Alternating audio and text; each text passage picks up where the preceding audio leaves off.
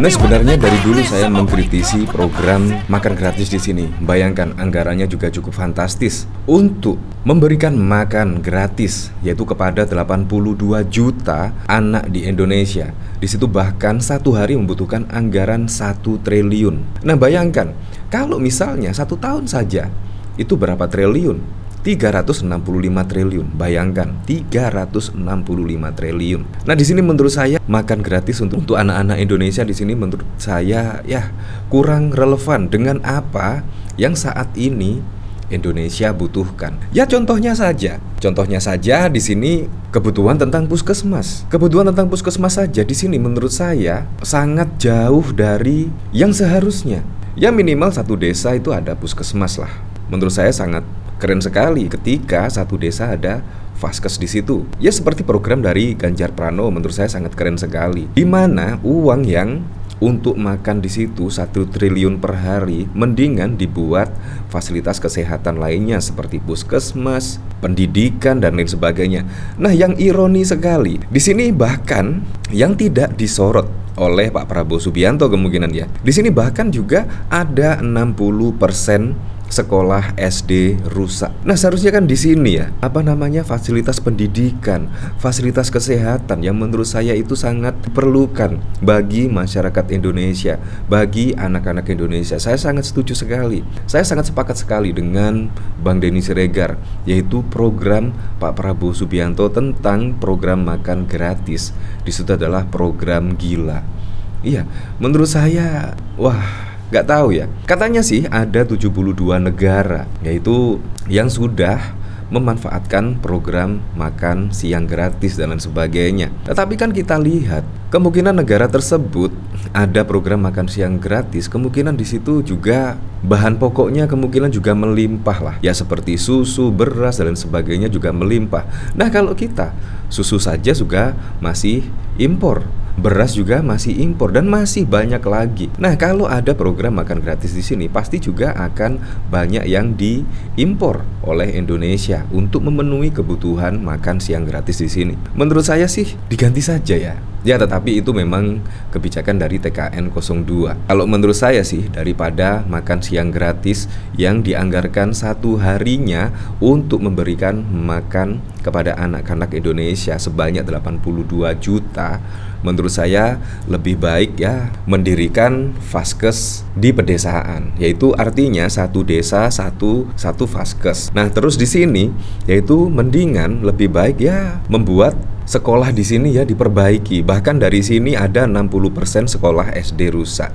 Ya lebih baik memberikan fasilitas di sini, ya komputer, sekolahnya diperbaiki dan lain sebagainya untuk menunjang sarana pendidikan di sini. Menurut saya sangat keren. Kadang-kadang banyak yang luput ya, yaitu tentang fasilitas pendidikan, fasilitas kesehatan. Menurut saya banyak yang luput dari program-program capres-cawapres di sini. Bayangkan, padahal untuk membuat jalan tol itu juga membutuhkan 700 miliar 1 kilometer jalan tol. Bayangkan dengan anggaran yang sebesar 1 triliun per hari, itu berarti ya kurang lebih bisa membangun 1,5 kilometer jalan tol per hari. Jadi menurut saya fasilitas yang seperti ini seharusnya digenjot, bukan malah makan siang gratis. Makan siang gratis itu cuma urusan perut ya. Menurut saya gimana gitu ya. Saya mendengar program makan siang gratis menurut saya sangat lucu sekali ya. Dimana Indonesia mulai berdiri tidak ada program makan siang gratis juga masyarakat juga sudah mampu ya menurut saya. Yang penting menurut saya ya fasilitas kesehatan, fasilitas pendidikan, dan menurut saya pekerjaan di situ. Ya karena pendidikan juga menunjang SDM masyarakat Indonesia dan akhirnya juga bisa bekerja dengan baik, bisa bekerja di luar negeri dan lain sebagainya. Ya seperti contoh pada waktu lalu Ganjar Pranowo misalnya, yaitu bahkan mendirikan SMK gratis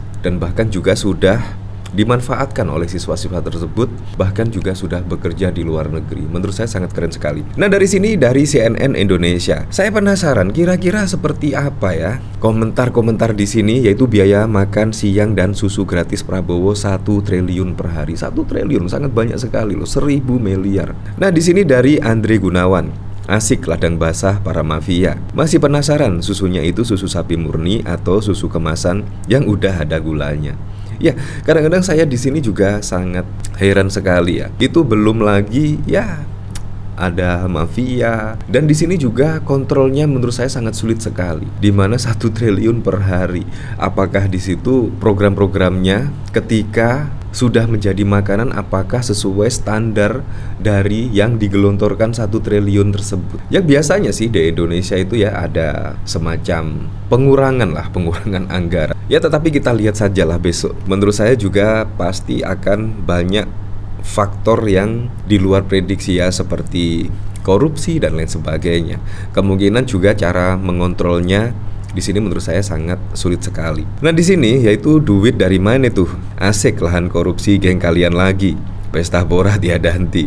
Luar biasa, bocor 364 triliun per tahun bisa digunakan untuk membangun fasilitas pendidikan gratis yang lebih merata se-Indonesia, seperti yang dilakukan Pak Ganjar di Jateng. Nah menurut saya juga sangat lucu sekali ya, fasilitas pendidikan saja dari Sabang sampai Merauke di situ pasti juga tidak sama, dan semestinya yaitu fasilitas pendidikan yang paling pokok untuk masyarakat Indonesia. Apalagi juga membangun pemerataan tersebut menurut saya juga sangat perlu anggaran yang sangat besar sekali. Seperti jumlah pendidikan, misalnya di Papua misalnya, di NTT misalnya, di NTB, pasti fasilitas pendidikan dan juga kesehatan pasti tidak sama dengan di Pulau Jawa. Nah makanya program-program seperti ini harus dikaji betul ya, apakah bisa dirasakan manfaatnya. Apalagi cuma makan siang ya.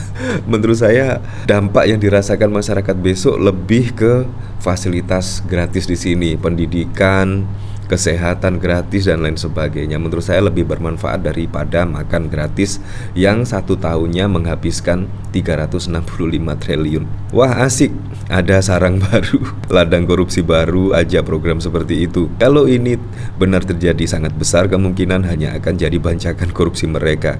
Bohong aja kalau tidak korupsi. Itu uang dari mana? Cuma buat makan gratis. Jauh lebih bermanfaat untuk bangun fasilitas kesehatan supaya yang berobat pakai BPJS gak ngantri panjang.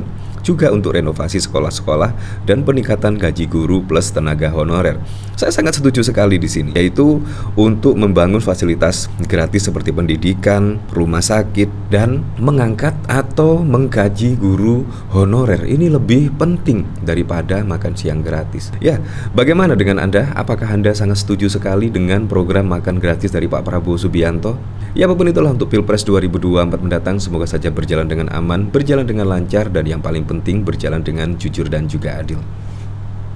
Cawapres Gibran Raka Buming Raka kini viral lagi usai program makan siang gratis untuk anak sekolah diwacanakan. Bukan tanpa sebab, makan siang gratis dan susu gratis ini diadakan lantaran negara-negara tetangga seperti Malaysia sudah melakukannya. Karena inilah menjadi salah satu alasan Prabowo Subianto dan Gibran Raka Buming berani mengambil program tersebut. Namun, siapa sangka jika program itu mendapat kritikan keras dari masyarakat di media sosial terkait asal-usul dananya. Diketahui bahwa Gibran Raka Buming menyampaikan program tersebut di hadapan publik seperti sedang presentasi langsung. Dikutip Jela.com dari YouTube Merdeka.com pada 11 Desember. Sebuah gagasan yang konkret, bukan sebuah teori atau retorika. Ini saya mau mengenalkan program makan siang gratis dan susu gratis untuk anak-anak kita, katanya. Sayangnya, program ini ternyata mendapat nyinyiran dan cibiran dari sebagian orang. Karena itulah Gibran menanggapi, ini memang banyak yang nyinyir, tapi Bapak Ibu harus tahu, program makan siang gratis dan susu gratis sudah ada di 76 negara dan sudah dirasakan manfaatnya oleh lebih 400 juta anak. Belum lama setelah pidato tersebut selesai, masih terdapat nyinyiran yang langsung ditujukan ke akun Twitter. Untuk menjawab nyinyiran tersebut, Wali Kota Solo ini menggugah sebuah foto pamflet yang berisi data program makan siang gratis yang sudah diterapkan di dunia. studi WVP PBB atas program makan siang gratis di sekolah sudah dilakukan 76 negara dan sudah membantu 418 juta anak, tulis dalam pamflet tersebut. Terpampang jelas jika program itu paling besar implementasinya terjadi di negara India yang mencakup 120 juta anak. Adapun negara-negara ASEAN yang juga menerapkan program ini seperti Malaysia, Filipina, Kamboja, dan Thailand yang menginspirasi paslon Capres-Cawapres nomor urut 2. Tetapi, makan siang dan susu gratis di sekolah tersebut mendapatkan kritikan cukup keras dari netizen. Dari mana duitnya? Komentar singkat seorang netizen. Iya mas, tapi dukungan APBN piye? Padahal kita lagi kejar masalah infra dulu. Apakah akan dikejar, dipajak lagi? Bukankah sama aja membebani rakyat? Tulis yang lainnya. Bahkan diketahui, Ketua Dewan Pakar Tim Kampanye Nasional TKN Prabowo Gibran Burhanuddin Abdullah mengatakan biaya program makan siang dan susu gratis yang diusung Prabowo Gibran bisa mencapai 1 triliun per hari. Hal itu disampaikan Burhanuddin dalam acara peluncuran dan pemaparan cita-cita negeri di kawasan Kemang, Jakarta Selatan pada 13 Desember malam.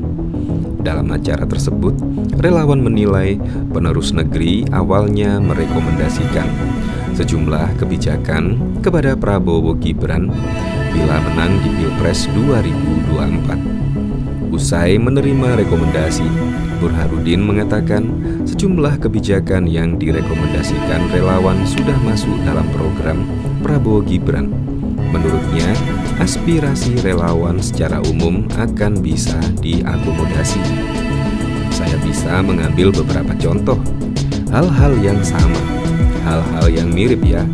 Misalnya dengan keinginan untuk menciptakan lapangan pekerjaan, keinginan untuk merevitalisasi pendidikan di programnya Prabowo Gibran, kata Burhanuddin. Ia menyontohkan program makan siang dan susu gratis. Ex-Gubernur Bank Indonesia ini mengatakan ada sekitar 82,9 juta masyarakat yang disasar menjadi penerima program tersebut. Anak-anak SD, SMP, SMA jumlah 44 juta, anak balita 30 juta, 74 juta, ditambah pesantren 5 juta, 79 juta, ditambah ibu hamil 3 juta, jadi 82,9 juta, kata dia. Ia menjelaskan setelah dihitung biaya program itu sekitar 1 triliun. Berarti dalam sehari dibutuhkan sekitar pukul 1 triliun, berarti 82,9 juta dolar per hari. Kira-kira sama dengan 1 triliun lah per hari. Jadi setahun kurang lebih 300 triliun. Ia juga mengatakan untuk menjalankan program itu butuh 45.000 dapur yang harus dibangun. Menurutnya, program makan siang dan susu gratis ini akhirnya juga menciptakan lapangan pekerjaan baru. Apa yang dibutuhkan untuk mencapai itu? Ada 45.000 dapur yang harus dibangun. Bukankah itu lapangan kerja? Pak Prabowo mengatakan pada saya, kita rekrut sarjana-sarjana baru. Kemudian kita akan beli bahan-bahan makanan untuk anak kita itu dari para petani lokal, kata dia. Bahkan diketahui ruang kelas merupakan suatu ruangan dalam bangunan sekolah yang berfungsi menjadi tempat untuk kegiatan tatap muka dalam proses kegiatan belajar mengajar. Agar tujuan tersebut dapat tercapai, maka dibutuhkan kurikulum yang kuat, baik secara infrastruktur maupun suprastruktur. Dalam momentum Hari Pendidikan ini, mari kita ulas salah satu hal yang paling penting bagi majunya dunia pendidikan, yaitu infrastruktur. Menilik dari Badan Pusat Statistik BPS melalui ternyata masih banyak kondisi ruang kelas sekolah di Indonesia yang mengalami kerusakan. Berdasarkan data tersebut, terlihat bahwa semakin banyak ruang kelas mengalami kerusakan di tanah air. Pada tahun ajaran 2021-2022, angka kerusakan memang mengalami penurunan namun masih dalam tren yang masih tinggi. Sementara pada periode yang sama, jumlah ruang kelas sekolah yang mengalami kerusakan ringan tercatat meningkat. Ini terjadi di seluruh jenjang pendidikan. Namun demikian, status ruang kelas yang mengalami kerusakan berat tercatat 0% alias tidak ada. Jika dirinci lebih rinci berdasarkan data BPS, ruang kelas yang mengalami peningkatan kerusakan tertinggi berada di jenjang SD. Tercatat ada 60,60% ruang kelas SD dalam kondisi rusak ringan atau sedang pada tahun ajaran 2021-2022. Angka tersebut lebih tinggi 3,47% poin dibandingkan setahun sebelumnya yang sebesar 57,13%. Angka tersebut lebih tinggi 3,47% poin dibandingkan setahun sebelumnya yang sebesar 57,13%. Di jenjang SMP, ruang kelas yang mengalami rusak ringan atau sedang sebesar 53,30%. Presentasinya lebih tinggi 2,74% poin dibandingkan pada tahun ajaran 2020-2021, yakni di angka 50,56%. Jika melihat berdasarkan wilayah, ruang kelas SD di Bengkulu paling banyak mengalami rusak ringan atau sedang, yakni 67,70%. Ruang kelas SMP yang paling banyak mengalami rusak ringan atau sedang terdapat di Maluku Utara, yakni 62,43%. Di jenjang SMA, ruang kelas di Papua Barat paling banyak mengalami rusak ringan atau sedang dengan persentase sebesar 62,84%. Sedangkan Papua mencatatkan persentase ruang kelas SMK paling banyak mengalami kerusakan, yakni 58,4%. Bahkan juga diketahui